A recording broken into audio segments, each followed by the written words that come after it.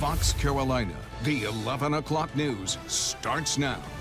A 1-year-old is alive because of the quick thinking of a Greenwood police officer.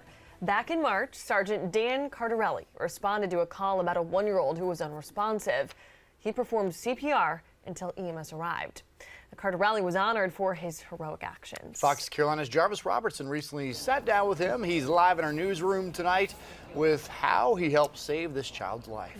Yeah, Cody and Tori, Sergeant Cardarelli says he knew what to do because of his CPR training that he once received. But being in that moment, he had to act fast if that little girl was going to survive. Call came out about an unresponsive child. A call that Sergeant Dan Cardarelli with the Greenwood Police Department had no problem answering. Luckily, we're a decent-sized city, but small enough where I kind of know where everything is, and it doesn't take, but a second to hear an address. I kind of realized I was not that far from it. He says while looking for the house, the dad came from around the back of the home with the child's limp body in his hands. From there, he sprang into action. Doing CPR on a baby is certainly not something I do every day.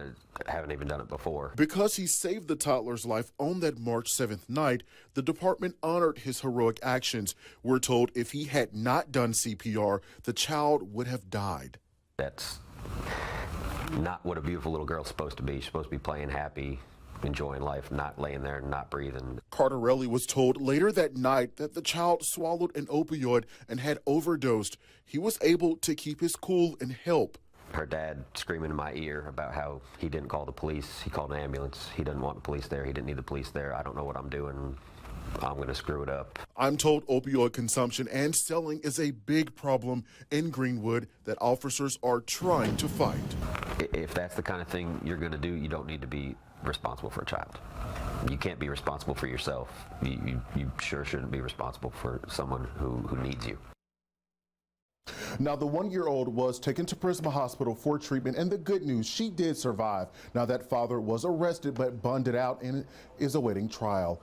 We're live in the newsroom tonight. I'm Jarvis Robertson, Fox Carolina, the 11 o'clock news. Well, multiple